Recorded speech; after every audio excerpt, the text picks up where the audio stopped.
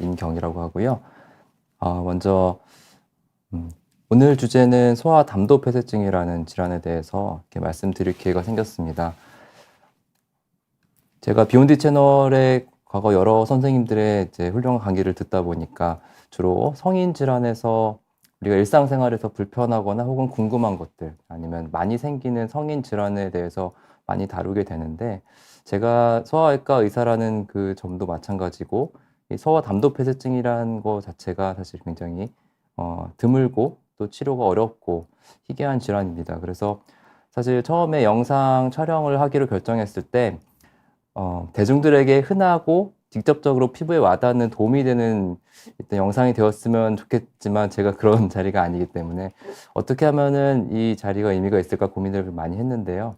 먼저 소아담도폐쇄증이라고 하는 이 희귀 난치성 질환에 대한 그 정보가 많이 알려지고, 실제로 많지 않지만 이런 환우들에게 그런 많은 관심과 그리고 또 새로운 연구 또 지원 관심들이 쌓이게 되면은 결국은 이 환우분들한테 도움이 많이 될 거라는 그런 작은 희망을 가지고 오늘 자리를 준비했습니다. 먼저 이제 환우분들께도 먼저 감사드리고요. 저는 이제 소아외과 의사입니다. 소아를 보는 환자죠. 기본적으로 외과 전문이고요. 외과에는 이제 각 장기별로 간담체, 뭐 예를 들어 갑상선, 대장암문 등 다양한 장기 이름이 붙게 되는 그런 전문 과목들이 있습니다. 근데 소아외과는 특이하게 앞에 소아하고 그냥 외과예요. 이게 뭐냐 하면은 선천성 기형이 있는 신생아부터 소아 청소년까지 생길 수 있는 선천성 및 후천성 다양한 분야의 모든 외과 분야를 이제 다루는 그런 좀 특이한 분과입니다. 그래서 우리가 흔히 말하는 위암 수술의 명의, 대장암 수술의 명의 이런 이제 표현은 어울리는데, 소아외과의 명의 혹은 이렇게 하기엔 뭔가 저도 물론 제가 명의는 아니지만 이제 그런 것들이 좀 어색한 부분이 있어요. 이제 그런 만큼 소아외과 자체가 여러분들이 주변에서 접하기가 좀 흔치 않은 그런 약간 어떻게 보면은 멸종 위기종일 수도 있고 특이한 그런 직종이 있습니다. 그래서 이제 그런 것들과 더불어서 같이 설명을 드리려고 하고 있고요. 이 담도 폐쇄라고 이제 사이트에 검색을 하면은 사실 최근에는 이 담도 폐쇄증에 대해서 정확하게 먼저 검색이 돼서 뜨는 것들을 이제 확인을 했었는데, 제가 몇 년 전만 해도 똑같은 검색어로 검색을 해보면은 대부분 성인에서 생기는 담도가 막히는 병에 대한 정보가 먼저 떴습니다. 그래서 약간 시대가 지나면서 뭔가 이제 정보에 대한 것들이 좀 정확해지고 검색의 엔진 효과도 좋아지는 것 같다는 생각이 드는데, 그럼에도 불구하고 담도 폐쇄는 말 그대로 담도가 막히는 것이라고 표현이 되지만, 실제로 영어로 보면은 이제 담도가 빌리아리, 폐쇄가 이제 아트레지아인데 정확히 말하면은 이제 형성 부전이나 마찬가지라고 볼 수 있습니다. 그러면은 소아에서는 왜 이 담도가 막히냐? 성인에서는 우리가 담석 많이 들어보셨을 거예요. 쓸개 돌이 많이 생기는 경우도 있고, 아니면은 간 안에나 간 밖에 돌이나 어떤 그 돌처럼 뭉쳐진 슬러지 같은 것들이 막아서 생기는 그런 증상으로 인해서 황달이 생길 수 있고, 혹은 양성이나 악성 종양에 의해서 눌리는 것들로 황달이 생기는 것들이 성인에서 생기는 담도 막힘증이라고 한다면, 소아에서는 이게 선천성인 경우도 있고 그렇지 않은 경우도 있습니다. 이게 아기가 엄마 몸속에서 태아 시절이죠. 엄마 몸속에서 산전 초음파나 산전 검사를 통해서 심장 혹은 장 회전 이상 등 여러 가지 동반 기형을 같이 갖고 있는 담도 폐쇄증 환자가 실제로 있습니다. 소수고 그게 담도 폐쇄 환자 전체 한 10% 안쪽으로 좀 드문 건데요. 대부분의 이 소아시기 담도 폐쇄증 환자들은 엄마 뱃속에서 머리부터 발끝까지 정상적으로 다 발달이 돼서 출생을 해요. 근데 출생하고 나서도 이 예쁜 모습으로 이제 모유도 먹고 분유도 먹게 되죠. 근데 이제 주산기라는 표현이 있습니다. 주산기는 이제 출생 과정과 직후를 주산기라고 하는데, 이 주산기 동안 아기 몸속에서 뭔가 이상한 변화들이 생기고 아직까지 구체적으로 다 이 병이 생기는 원인을 밝혀내지 못했는데요. 이 그림을 보시면은 이제 정상 간과 담도와 쓸개를 제가 논문에 써서 냈던 그림인데 약간 옆으로 돌려놨어요. 즉 간은 여러 가지 수많은 일들을 하지만 주요한 일들 중에 하나가 간에서 쓸개즙, 담즙을 만들어서 쓸개 저장했다가 담도로 보내주는 그 역할을 해주는 통로가 됩니다. 근데 그 과정에서 문제가 생긴 거예요. 우리가 동맥, 정맥, 피가 돌고 소화액이 침에서 삼키고 위액이 만나고 하면서 모든 우리 몸속의 액체는 순환이 되어야 됩니다. 담즙도 마찬가지로 정상적으로 간에서 형성이 된 다음에 장까지 이어져야 되는데 이 징검다리 역할을 해주는 다리가 망가진 거죠. 그래서 저희가 이 아이들 수술할 때 보면은 이 정상적으로 선형으로 되어야 되는 담도 꼭 마치 북한강과 남한강 만나서 한강이 됐다가 팔당 때문에 이렇게 물이 저수돼 있다가 필요하면 방류되는 그런 시스템으로 우리가 평생 구성이 되어야 되는데 이 어린이들은 불과 출생 후 1에서 2개월 내에 몸 안에서 담도가 망가지는 변화를 겪습니다. 그게 우리가 흔히 말하는 그냥 면역 관련 질환들, 자가면역계통의 질환으로 설명을 하기도 해요. 100%는 아니지만 그렇게 많이 연구되고 있습니다. 우리가 아토피, 우리 몸속에서 우리 몸을 스스로 공격하는 그런 경증부터 중증까지 다양한 질환이 있는데 이 아이들 몸속에서도 뭔가 면역계통의 교란이 생겼다. 그게 원인이 바이러스가 촉발을 했든 아니면은 뭐 체내에서 뭔가 엄마 몸속에서 무슨 일이 있었든 간에 그런 것들 추정이 되고 있습니다. 사실 여러분 다 부모님이랑 혈액형이 같은 경우도 있지만 부모님이랑 혈액형이 같지 않지만 몸속에서는 엄마 뱃속에 있을 때는 어떤 평형 상태에 이루다가 출산을 하거든요. 근데 우리 몸은 그렇게 출산, 그러니까 임신과 출산 그리고 이런 과정들이 혈액형이 다른 몸 안에 새로운 생명체가 있다가 나가는 과정들이 다 면역에서 조절해 주는데 그런 과정에서 뭔가 문제가 생겼지 않았을까 추정을 하고 있고 결과적으로는 이렇게 기능을 못하게 된 담도가 더 망가지지 않게 간을 보존하기 위해서 치료를 서두르는 것이 사실 담도폐쇄증의 치료의 원칙이 되겠습니다. 담도폐쇄 환자가 얼마나 드물냐면요. 1년에 전국에서 대한민국에서 40에서 50명 진단이 된다고 돼 있는데 2017년에 우리나라가 그 보험이 잘 돼 있잖아요. 보험이 잘 돼 있고 그 건강보험으로 통해서 이제 진단명이 청구가 되니까 정확히 1년에 대한민국에서 몇 명의 환자가 새로 진단되는지가 파악이 됩니다. 그래서 2021년부터 2015년까지 보면은 데이터에서 10,000명 출생당 거의 1명꼴로 태어납니다. 즉 2011년에 56명 진단이 되었었고 2015년에는 출산 수가 줄어서 40명까지 줄었습니다. 이렇게 5년 동안 240명의 새로운 소아 환자들이 진단이 되었고 이 환자들은 거의 다 출생 후 직후에서부터 대부분 3개월 이내에 담도폐쇄증이라는 병을 진단받고 이제 부모님들 굉장히 이제 힘들어하세요. 왜냐면 이 병을 검색하게 되면 이게 무서운 얘기들이 많이 있거든요. 사실 무거운 얘기지만 잠깐 말씀을 돌리면은 제 이름도 좀 특이해요. 이제 이름도 특이하고 성도 특이하고 하는 일도 특이하고 설명드리는 이 병도 특이합니다. 이제 어떻게 보다 보니까 저 태어나서 저희 집이 다 어머니 빼고 다 인씨니까 세상에 인씨가 많은 줄 알았고 명절 때 추석이나 설날 때 만나는 친척들도 인씨가 많으니까 세상에 인씨가 많구나라고 생각했는데 학교 가고 보니까 거의 없어요. 저 말고는 없었고 그래서 나중에 인터넷이 잘 돼 있으니까 찾아봤죠. 인씨가 얼마나 있나.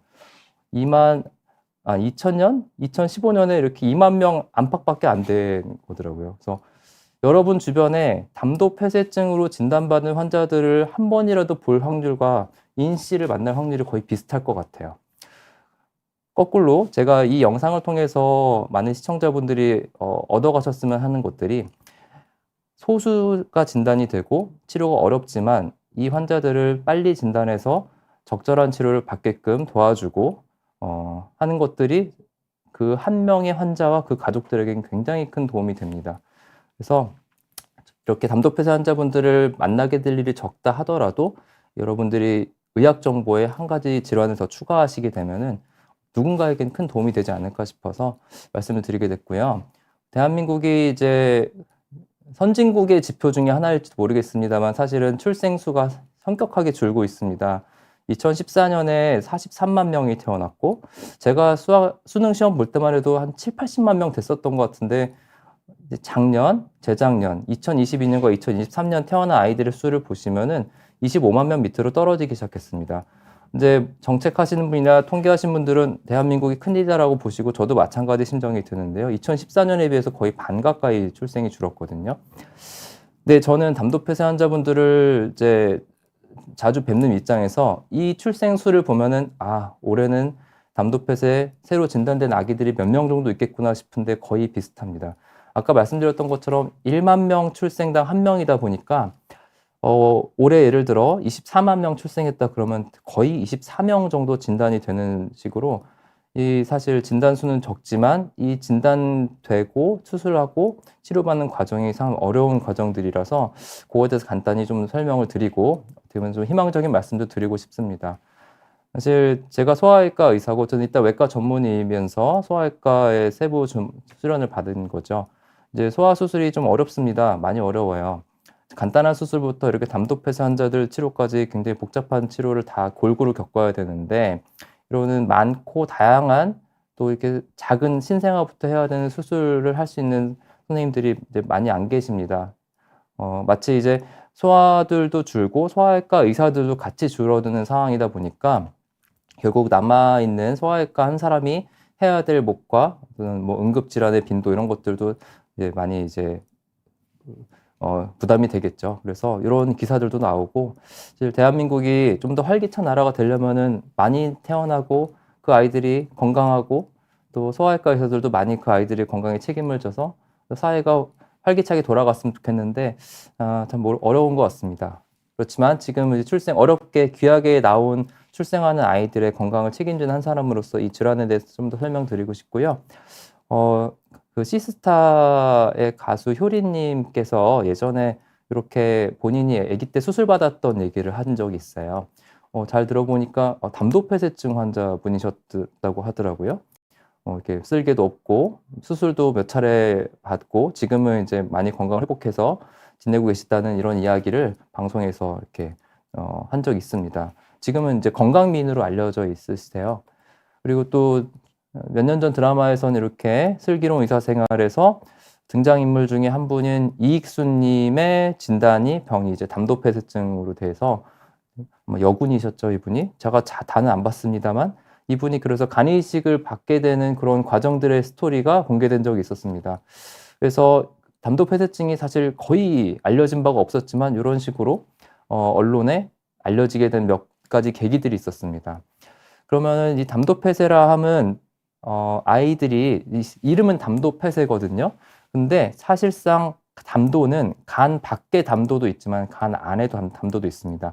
그리고 간 밖의 담도도 둘 다 망가지기 때문에 간 밖에 기능을 못하는 담도를 빨리 절제해주고 간에서 계속 만들어지고 있는 담즙을 원래의 위치로 가야 될 장으로 흘러가게끔 간에다가 장을 덮어주는 수술이 카사이 수술이라고 하는데 이 카사이는 사실 1959년경에 일본에서 모리오 카사이 박사라는 소아외과 의사가 이제 수술을 시작해서 불치병을 치료가 가능한 질환으로 패러다임을 바꾼 분입니다. 그래서 그때 개발했던 수술이 지금도 약간의 변형을 거치면서 계속 이어져 오고 있어요. 이거는 저희 외과 수술 아틀라스 교과서에 있는 사진을 잠깐 갖고 왔는데요. 이게 이제 간 밑에 있는 초록색으로 표시된 것이 담도와 요게 쓸개인데 얘가 지금 기능을 못하고 있다고 보시면 됩니다. 그래서 기능을 못하는 쓸개와 간 외 담도를 깨끗하게 절제하고 이렇게 절제한 후에 절제 표면이 정상적으로 이렇게 선으로 돼 있는 담도로 돼 있지 않고 점점점점 마치 이제 스폰지에 구멍이 나 있는 것처럼 미세 담도로 면이 나타납니다. 그 면에서 담즙이 스물스물 올라오는 거를 보고 소장 일부를 절제해서 이렇게 간에 붙여주는 게 카사이 수술이고 비록 이미 손상이 좀 진행된 간은 더 회복되길 기다리는 거지만 일단 간이 시동 걸 수 있게 담즙이 만들어지면은 장으로 흘러갈 수 있게끔 구조를 바꿔주는 게 이 카사이 수술입니다. 저희 소아외과 이제 전문의들이 2011년생 담도폐쇄 환자부터 2021년생까지 10년 환자분들을 전국에서 쫙 모아봤습니다. 그래서 저희가 재작년부터 모아서 이렇게 학교에서 조사를 했더니 이 담도폐쇄로 진단받고 카사이 수술을 받은 환자들이 10년이 됐을 때, 그러니까 초등학교 3, 4학년쯤 됐을 때 이식을 받지 않고 자기 간으로 지낼 수 있는 확률이 50% 안팎입니다. 이 성적은 이제 유럽이나 미국을 통틀어서 상당히 높은 수치이고 대한민국이 참 의료가 수준이 높다라는 것을 반증하기도 하는데 여전히 이 카사이 수술이 누군가에게는 이식을 받지 않고 지낼 수 있게 하지만 불가피하게도 간이식을 받게 되는 환자분들 생길 수 있다는 얘기거든요.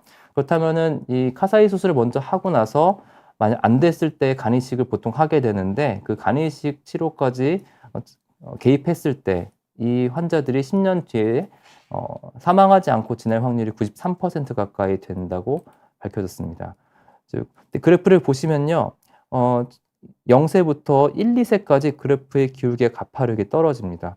이 얘기는 뭐냐면은 카사이 수술하고 나서 숙련된 소아외과 의사가 동일한 수술을 똑같이 했는데도 불구하고 여전히 이 그래프에 100%에서 60% 중후반 정도에 이르는 3분의 1 정도의 환자는 2세 이전에 간이식을 필요로 하는 상태로 간다는 얘기예요. 2세 이전이면 체중이 10kg에서 15kg 남짓입니다. 그 친구들이 간이식을 받아야 되는 상황을 이제 견뎌야 되는 거죠. 물론 간이식 수술의 성적이 최근에 많이 올라왔기 때문에 경과는 좋은 편이지만 사실 그 아이들이 이식을 결정한다는 거는 부모님들이나 가족들, 아기는 말을 못해서 그렇지 힘들 거예요. 그래서 그런 과정들이 굉장히 어렵기 때문에 그런 것들을 저희가 좀 도와드리는 의료진으로서 이런 또 설명하는 기회가 있어서 다행인 것 같고요.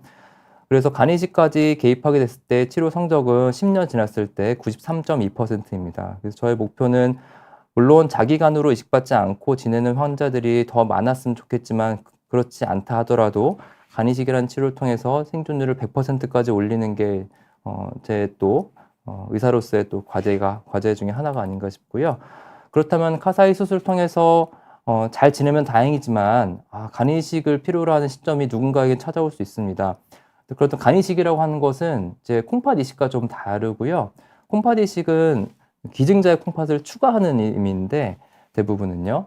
이제 간이식은 병든 간을 절제를 해야 돼요. 그래서 이 아이들의 몸속에 간 경화가 진행이 되거든요. 간 경화가 된 그 딱딱해진 간을 전체를 제거하고 기증자의 간을 가지고 이식을 해주는 수술을 받습니다. 그런데 문제는 소아한테 줄 수 있는 소아는 없어요. 뇌사 기증자가 소아가 있으면은 가능하겠지만 소아는 법적으로 생체 기증자가 될 수 없고 기술적으로도 거의 불가능하기 때문에 대부분은 뇌사 기증자 혹은 대부분의 환자분들은 사실 가족 간의 생체 간이식으로 진행이 됩니다. 그래서 근데 아이들 몸은 어른들의 간을 넣기에는 체구가 작아요. 그래서 대부분의 이 담도폐쇄 환자분들에서 진행되는 간이식 수술은 어른 간의 왼쪽 간에서 간 외측이라고 하죠. 그래서 공여자의 간의 외측, 좌측 옆 혹은 좌외측 옆을 이식을 하게 됩니다. 그렇게 되면은 전체 간의 한 20에서 30%의 작은 쪽이 몸에서 나오게 되고 그 간을 이제 아이 몸에다가 이식을 하게 됩니다.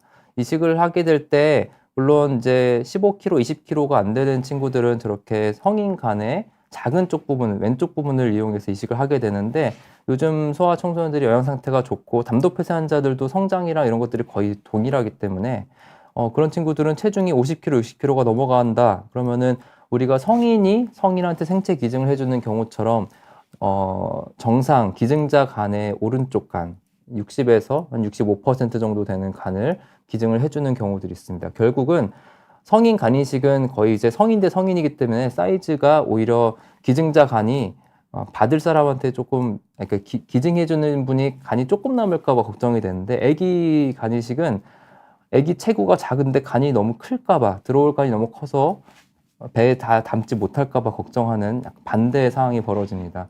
그래서 이식은 철저하게 기증자의 간의 크기, 모양, 두께 이런 것들을 결정해서 신중하게 준비하게 됩니다. 이식하게 된 이후에 간단한 모식도인데 기증자 성인 간의 왼쪽 끝에 간을 아기 몸에 들어가고 난 다음에 이렇게 혈관을 붙이고 또 이제 장을 연결해서 담즙이 흘러나오게끔 하는 이런 모습으로 진행이 되게 됩니다. 그렇다면은 저희가 카사이 수술도 하고 환자 치료도 하고 이식도 하고 하면은 그건 의사들의 몫이지만 그러면 이 병에 대해서 시청자들께서 듣고 또 기억해야 될 것들이 몇 가지 있다고 생각해서 정리를 했는데요. 식사 시간이 아니라서 다행인데 애기 똥이거든요. 물론 애기 똥은 저는 뭐 더럽다고 생각을 안 합니다. 네, 냄새가 별로 안 나요. 어른들과 다르게. 애기들 우리가 성인도 그렇지만 황금색 변, 갈색 변, 이게 진한색 그냥 똥색이라고 표현하는 게 사실은 우리가 당연하게 생각하는 이 담즙이 음식물을 소화하고 남은 찌꺼기로 배출이 되는 거거든요. 근데 이제 이 당연하게 나와야 될 담즙이 안 나오면요. 이렇게 왼쪽 그림처럼 약간 회색빛 가깝기도 하고 아이보리색, 심하면은 그냥 허옇게 대변 색깔이 바뀝니다.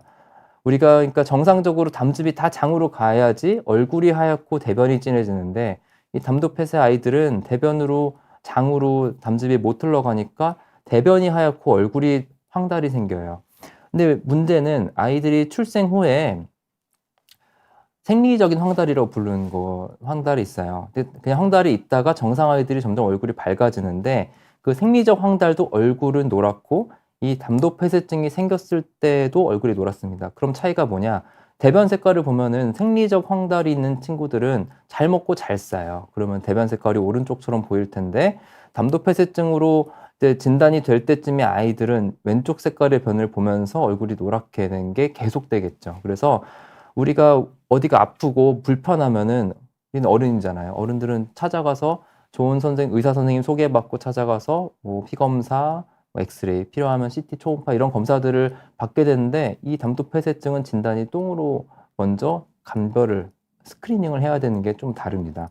그래서 옛날에는 이제 오히려 할머니 할아버지들이 많이 같이 계시면 경험이 많으니까 똥 색깔 이상하면은 바로 병원을 가고 뭔가 이상할 수 있는데 요즘 아이들 출산을 많이 안 하고 부모님들도 이제 경험이 많지 않을 거 아닙니까? 그래서 대변 색깔이 바뀌지만 이게 문제가 있다고 여기질 못하고 오래 지나서 치료 시기를 놓치고 후회하시는 경우들이 있어요.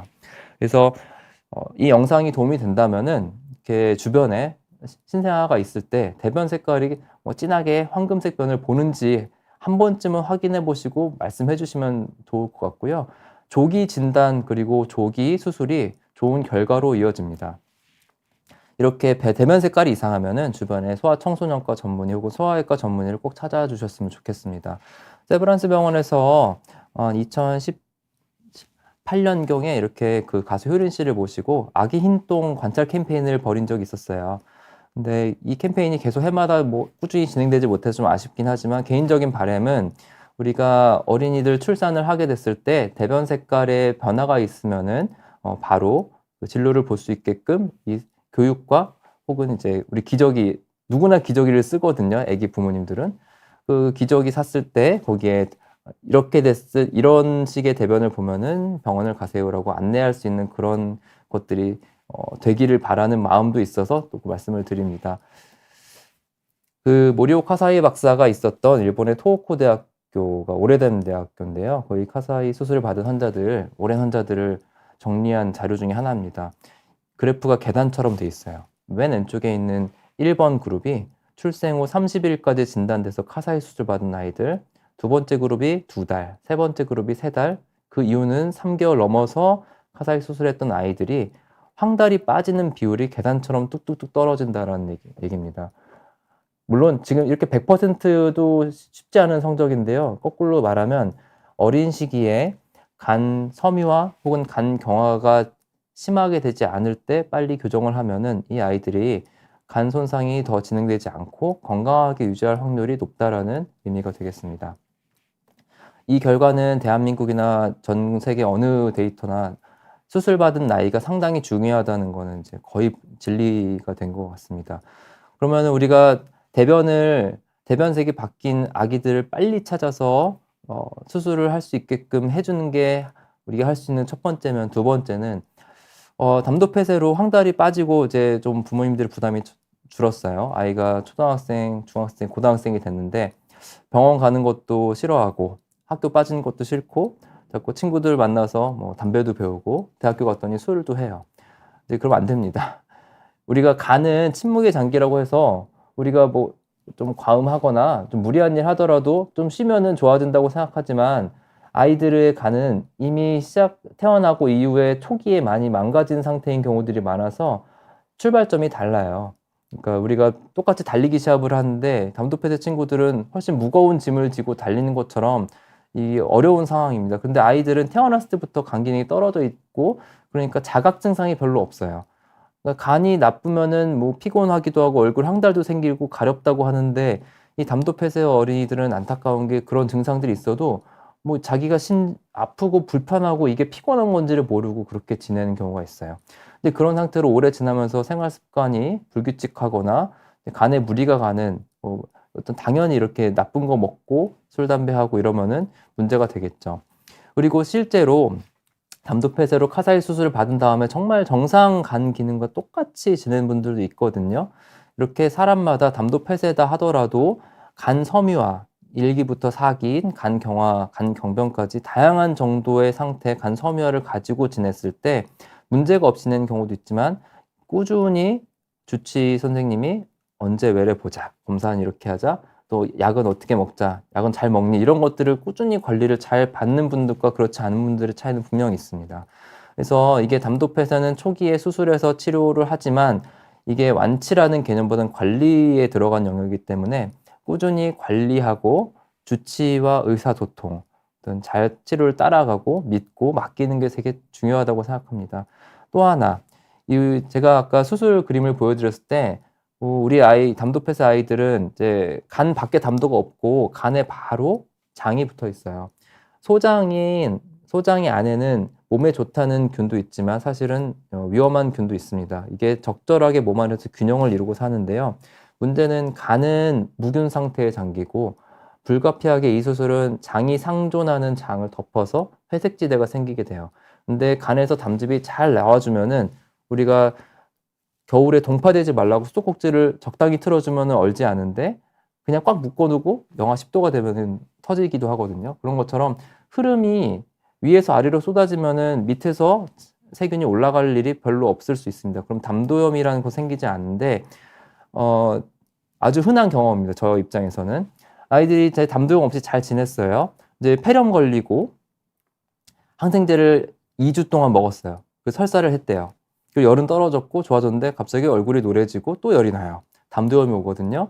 그걸 통해서 알 수 있는 것은 항생제를 오래 먹으면서 장 안에 좋은 균과 나쁜 균의 밸런스가 깨지고 나쁜 균이 우세해지면서 붙어있는 간으로 상행 담도염이 생길 수 있다는 걸 거꾸로 입증할 수 있다고 생각합니다. 그래서 이어서 말씀드리겠지만 간이 건강하기 위해서는 장이 건강해야 되고 또 반대에도 의미가 있습니다.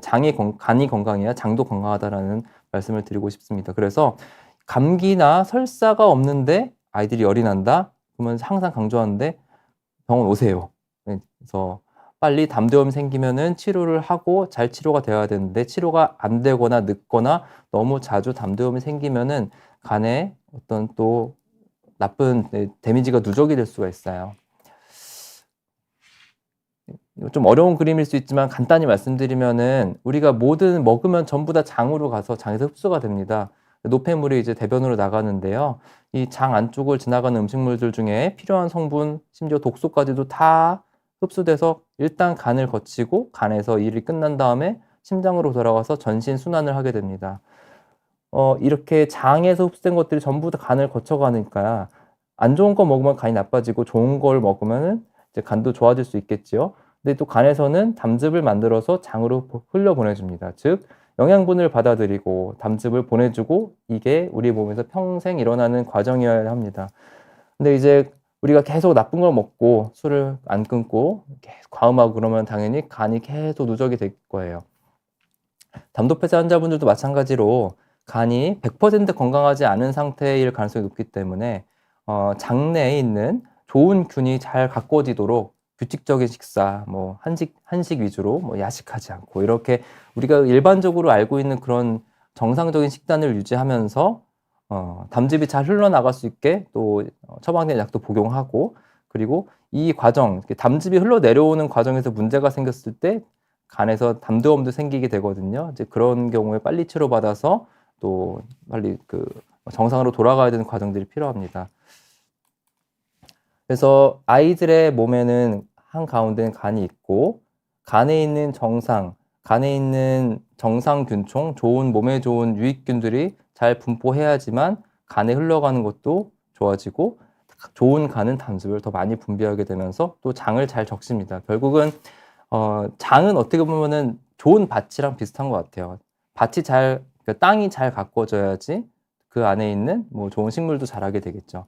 그래서 장과 간은 뗄래야 뗄 수 없는 관계이고 최근 들어서 그래서 이 장간축이라고 하는 요 연구 큰 줄기들에 대한 관심이 많이 높아지고 있고 저 또한 여기에 관심이 있어서 같이 연구하고 있습니다. 간 이식하고 나서 간 이식하고 나면은 초기에 힘들긴 하겠죠. 근데 이제 쭉 찾아보니 간 이식 받은 우리가 모두가 아는 그 분이 있어요. 뭐 이 스티브 잡스 다 아시겠지만 물론 이식을 받게 된 원래 질환이 좀 다르긴 합니다. 그리고 이식하고 나서 이분이 그 원래 있었던 병 때문에 또 고생했었는데 이렇게 스티브 잡스처럼 간 이식을 받고 나서도 활발하게 활동한 분이 있고 전 모르시는 분일 수도 있지만 저는 이제 축구를 매우 좋아하기 때문에 이분을 생각하면은 참 대단한 것 같습니다. 2012년에 당시에 그 프랑스 국가대표 수비수였어요. 에릭 아비달이라는 분이고 바르셀로나는 뭐 축구 조금 아는 분들은 다 아는 명문 구단인데 이분이 간에 있는 종양으로 간 이식을 받게 됐어요. 그래서 저는 이 얘기를 듣고 당시에는 저는 이제 학생 전공의 때였은 기억이 나네요. 축구 인생이 끝났겠구나 당연히 생각했는데 수술받고 2달 만에 돌아와서 지금 트로피를 들고 있습니다. 그래서 이후에도 커리어를 착실하게 쌓고 뭐 계속 축구계에서 일하는 것으로 알고 있어요. 저도 지금 제가 보는 담도펫의 환우들 성인이 된 친구들도 있고 그래요. 그래서 이렇게 간 이식을 받는다 하더라도 이 어려운 과정을 잘 극복해서 축구 선수 나왔으면 좋겠고 소아외과 의사도 나왔으면 좋겠고 우리 사회에 이제 크게 공헌을 하는 담도펫의 환우들이 나왔으면 하는 게 희망이고 또 그것이 어떻게 보면 제 의사 생활의 가장 큰 보상일 수도 있겠습니다.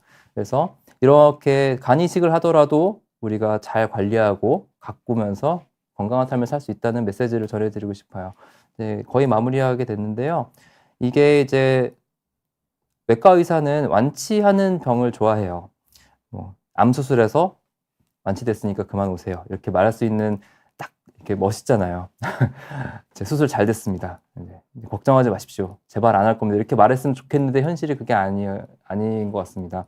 이 수술을 하더라도 계속 관리를 받고 조심해야 되고 어떤 때 응급실 와야 되는지를 가족들이 다 알아야 되고 언제 우리 아이가 간 이식을 받을지 평생 그 마음의 불안감이 있는 것도 제가 익히 알고 있습니다. 그래서 이것은 의료진과 평생 함께 고민하면서 관리를 해야 되는 병이라고 생각하고 있고 그렇지만 저의 목표는 우리 간이식팀 선생님들도 비슷한 말씀을 하셔서 인용을 해드리면은 너무 어리잖아요, 이 친구들이. 이 친구들이 다른 기능이 다 좋고 정상적인 발달과 지능을 갖고 있기 때문에 이 아이들이 간 때문에 손해보지 않고 우리가 하늘이 주신 그 수명대로 살 수 있게끔 도와주는 게 우리 담도펫에 치료하는 의료진들의 목적이라고 생각합니다.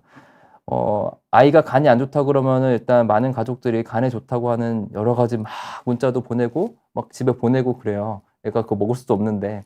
근데 간에 좋다고 알려진 음식이나 민간요법이 나중에는 뭐가 좋고 뭐가 나쁜지 밝혀질 수 있겠죠. 그렇지만 사실은 아까 말씀드린 것처럼 음식물이 다 장으로 들어와서 간을 거쳐가는데 간이 기능이 좀 떨어진 친구들한테 계속 간에서 분해하고 흡수하게끔 부담을 주게 되면은 간도 힘들어요.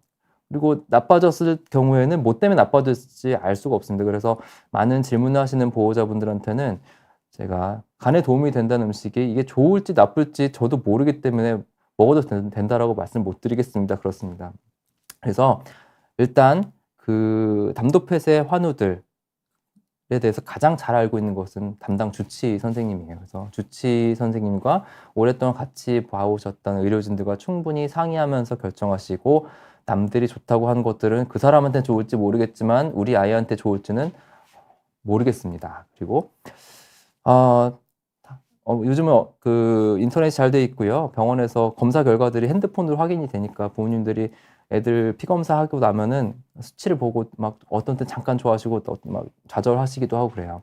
그러니까 간 기능이 100%가 아니지만 아이들은 잘 먹고 또 잘 놀고 그렇습니다.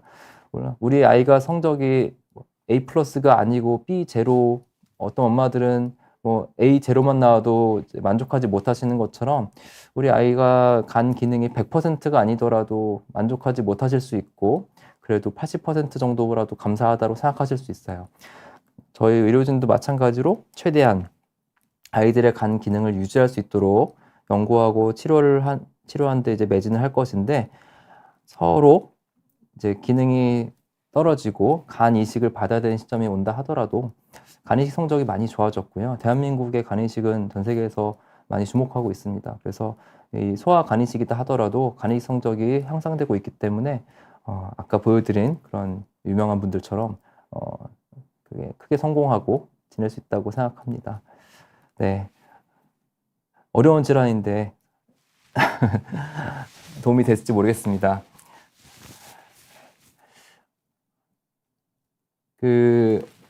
물어보시는 질문들에 대해서 제가 설명을 좀 드리려고 하는데요.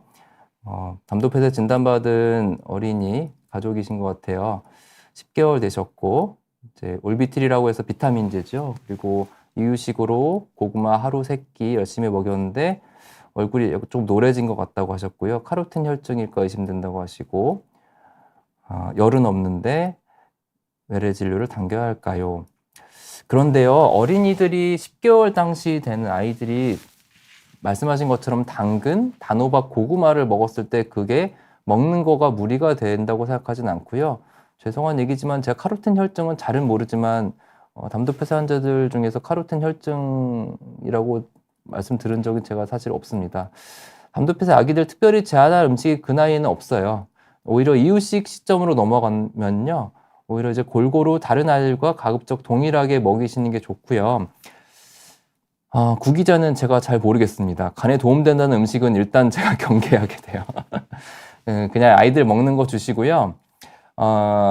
예, 유산균도 이제 어떤 게 제가 유산균을 먹었을 때 어떤 거는 좀 도움이 되는 것 같고 어떤 거는 잘 모르겠고 그런 것들이 있을 수가 있고요. 아직은 아기들 대상으로 어떤 유산균이 이제 실제로 담도폐쇄 환자들한테 도움이 될지 는 지금 연구의 과제입니다. 그래서 특별히 제한하시지 마시고, 이게 예를 들어 이제 황달이 잘 해소가 됐느냐, 황달이 없이 지냈냐, 황달이 아직 남아있느냐에 따라서는 조금 다를 수 있어요. 왜냐면은 황달이 아직 남아있는 친구들이면은 이 담즙 분비가 적기 때문에 기름기 있는 거 먹으면은 대변이 되게 묽어질 수 있습니다. 그래서 박멍멍님 혹시 자녀분께서 황달이 지금 괜찮고 주치의 교수님이 크게 걱정하실 단계가 아니라고 하시면은 뭐 제한하실 건 없을 것 같습니다. 네, 도움이 됐으면 좋겠습니다. 네. 송이 엄마님께서는 담도폐쇄증 신생아 때부터 많다고 하시는데 아이가 아기 때는 그렇지 않다고 하셨고요. 지금 나이가 중요할 것 같고요. 담도폐쇄증은 생후 1에서 3개월 이내에 이미 진단이 끝납니다. 이제 그 이후에 진단된 경우는 심각하게 상태가 안 좋을 수 있고 말씀하시는 아이가 나이가 어느 정도에 따라 좀 다를 수 있는데요. 일단 3개월 넘어갔는데 정상변보다 가끔 흰색이 섞여 나온다 그러면은 담도폐쇄증 아닙니다. 걱정하지 마시고요. 네, 너무 이런 정보가 또 건강한 아이들 부모님한테 불안감을 드리는 거 아닐지 모르겠지만 3개월 넘어가서도 진단된 거 아니면은 아니라고 보셔도 되겠습니다. 네, MP 추억님, 담도폐쇄 부모님이 오셨군요. 많이 오셨네요. 염증이 걱정이 많이 되시죠. 오메가3 염증에 많이 도움이 준다고 그럴 수 있죠. 네, 좋은 영양제라도 담도폐쇄증 환우에게는 무리를 줄까봐 복용이 꺼려진다고 하셨고요. 염증 예방이나 염증이 좋아지기 위한 방법이 있는지, 꼭 필요한 영양제가 있는지 문의드린다고 하셨고, 제가 우리 그 환우회 이제 예전에 2년 전 모임에서 사실 주치의 선생님보다 좀 달라요. 그러니까 유산균도 시중에서 많이 파시는 거 처방받는 유산균도 있고 프로바이오틱스라는 것도 있고 종류가 되게 많아요. 그냥 이제 단맛 나기 때문에 드리는 것도 있는데요. 일단 저희가 수술하고 나서 쭉 추적할 때 보는 감마 GTP라고 하는 수치가 이게 전신 염증을 대변하기도 하고 간 내 담도나 간외 담도 문제 생겼을 때도 이제 올라가 있고 담도폐쇄증 분들한테는 감마 GTP 수치는 거의 항상 올라가 있어요. 그것까지 정상인 분들은 굉장히 드뭅니다. 그래서 이게 만성적으로 간에 염증이 있다고 생각이 되고 실제로 그렇습니다. 눈에 띄는 열이 나지 않다 하더라도요. 오메가3는 사실은 뭐 해가 될 건 없다고 생각하고요. 염증 예방이나 염증이 좋아지기 위한 방법, 저도 고민됩니다. 이제 그게 우리가 간이 나빠지는 여러 가지 질환들, 지방간, 아니면 B형 간염 이런 환자분들에서도 만성 간염이 간 섬유화가 되고 간 섬유화가 간 경변이 되는 거거든요. 그래서 사실 지금 뭐 처방받는 여러 가지 약 이외에는 진행되는 염증을 줄이는 데는 아직까지 연구가 많이 필요할 것 같고요. 그리고 또 영양제는 보통 이제 비타민제 이런 것들 많이 물어보시는데 요거는 아기의 신장 기능에 따라서 뭐 비타민 D를 처방을 받거나 복용을 하거나 이런 것들을 주치 선생님이랑 상의를 하셔야 됩니다. 왜냐면은 담도폐쇄증 환우분들 중에서 콩팥 기능이 좀 약한 분들이거나 아니면은 이제 콩팥에 석회증이 있는 경우들이 있는데 예, 다 남들이 비타민 D나 이런 거 먹는다고 해서 똑같이 받으면 안 되는 경우들이 있어요. 그래서 그건 꼭 주치 교수님이나 선생님들 확인을 받으시는 게 필요할 것 같아요. 네. 네. 또 헬로 비너스님, 모유 수유 끊고 생우유를 먹는 중인데 가끔 엄지손가락만큼 흰변을 본다고 하시고 예전에 이랬던 적이 없었다고요. 마찬가지로 나이가 중요하고요. 담도폐쇄증은 이제 생우유 먹을 나이 정도 된 상태에서 진단되진 않습니다. 근데 비슷하게 흰변을 보는 경우들은 좀 실제로 저렇게 한 번에 이제 우유가 뭉쳐서 나오거나 아니면 아기 장에서 운동 속도가 좀 빨라지면서 확 이렇게 밀려 나오는 경우들이 있을 수가 있고요. 감자 샐러드는 제가 잘 모르겠는데 무슨 색깔인지. 120 먹고 자기 전에 우유 120 먹고 일단 그 담도폐쇄증은 아니라고 보셔도 될 것 같습니다. 생우유 먹는 단계라고 하시면요. 근데 이제 사실 이 대변 색깔 변화로 여러 가지 병을 다 진단을 할 수는 없기 때문에 이제 사실 아이들이 생길 수 있는 장운동 아니면 장내 환경 먹는 것이 이 아이에는 잘 맞는지 심지어는 똑같은 분유인데 한 쌍둥이한테는 괜찮은데 똑같은 분유를 먹였는데 다른 쌍둥이한테는 안 맞는 경우도 있고요. 그거는 소아청소년과 선생님과 상의를 하셔도 되고 담도폐쇄일지에 대한 걱정은 안 하셔도 될 것 같습니다. 네. 네. 크리스탈님께서는 7개월 된 여자아기 딸꾹질을 하루에 4-5번 하고 분유를 먹고 1시간 지나면 딸꾹질을 꼭 한다고 하네요. 카사이 수술 받았고요. 딸꾹질은 의학의 난제입니다. 죄송합니다. 딸꾹질은 이게 어떻게 좋아지는지는 정말 모르겠습니다. 제가 정말 궁금해서 챗GPT를 찾아봤는데 거의 답이 없더라고요. 딸꾹질 자체는 전혀 문제가 되지 않고 어느 순간인가 이제 멈추게 되고 또 생기게 되고 해서 그런 것들은 걱정 안 하셔도 될 것 같고요. 네. 카사이 수술하고 나서 경과가 좋으면은 다행입니다. 딸꾹질 걱정 안 하셔도 되겠습니다. 네, 예님께서는 복수 차서 입원 중이고, 예, 간 손상과의 상관관계가 있냐고 물어보셨네요. 네. 유미 복수, 그러니까 우리가 지방 성분이 몸에서 장에서 흡수가 된 다음에 그것들이 이제 쭉 림프관을 통해서 이 가슴 쪽으로 올라가야 되는데요. 그게 생기는 원인이 좀 다양합니다. 이제 카사이 수술 자체가 장의 위치를 스위치해서 장의 한쪽은 간에다 붙이고 나머지 장은 이제 소화기관, 우리가 흡수하고 배설하게끔 스위치를 해주는 그 Y자 모양으로 바꾸는데 그 과정에서 간혹 가다가 그 잘 안 보이는 림프에게 흐름이 있는 림프관 길이 열린 경우들이 있어요. 근데 이제 MCT 분유를 먹게 됐을 때는 그게 지방이 다 분해가 된 상태로 장으로 흡수가 되니까 그렇지 않은데 간 기능과는 상관없습니다. 복수 양이 많냐 적냐는 간이 딱딱해진 정도, 간 문맥 고혈압, 간 경변증이랑 상관이 있을 수 있는데 그 유미즙 자체는 간 손상이랑 직접적인 관계는 없습니다. 심지어는 성인들 중에서도요, 이제 간 절제술이나 췌장 수술 후 받고 나서 이렇게 복수가 그 뿌옇게 그렇게 나오는 경우들이 있는데 그게 이제 림프관의 흐름이랑 어떤 연관이 돼 있습니다. 그래서 간 손상 자체랑 유미즙으로 인한 복수 자체는 상관이 없지만 복수 양이 줄지 않는 것은 간 섬유와 간 경변증과 거의 밀접한 관계가 있다고 보시면 되겠습니다. 네.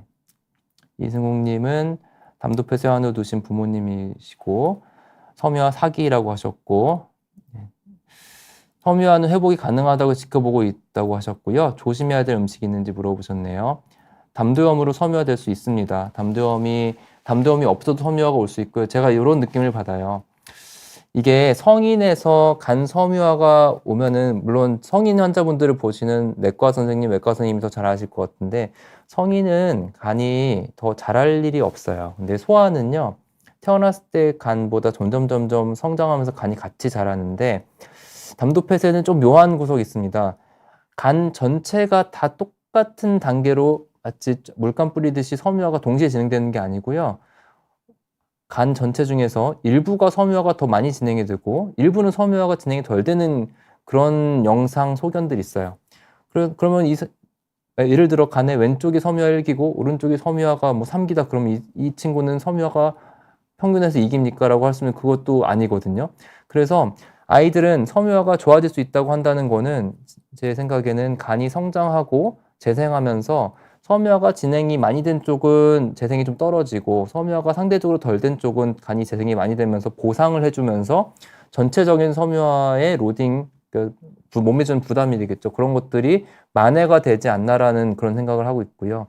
그래서 성인에서는 섬유화가 좋아진지는 모르겠습니다만 소아에서는 성장, 간이 커질 수 있다는 가장 큰 요소를 생각한다 그러면은 만약 간 섬유화 진행 상태에 의한 합병증이 없다 그러면은 좀 기다려 보셔도 될 것 같고요. 담도염은 우리가 한번 다친 상처를 계속 똑같은 상처를 내게 되면 흉터가 생기는 거랑 비슷하거든요. 담도염이 왔다가 좋아지면 흉터 없이 남고 갈 수 있겠지만 계속 반복해서 생기게 되면은 결국은 간도 부담을 또 받게 됩니다. 네. 이승우님 제가 말씀드렸고요. 해피라이프님 26개월 남자 아기 똥은 두세 번 설사했고 계속 토를 하고 똥을 2번 쌌는데 하얀 똥이다. 담도 폐쇄 가능성 없습니다. 걱정하지 마세요. 담도 폐쇄 친구들은 정상 26개월이면은 담도 폐쇄 일단 아니고요.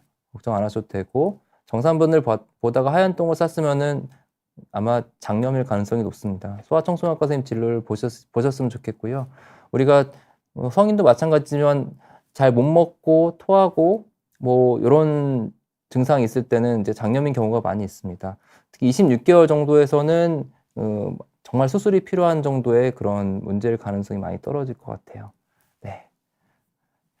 네. 윤님께서는 간과 장이 뗄 수 없는 관계라고 그쵸 말씀드렸고 간이 건강하려면 장도 건강해야 하니 유산균을 먹이고 싶은데 간이식해서도 유산균 먹여도 되나요?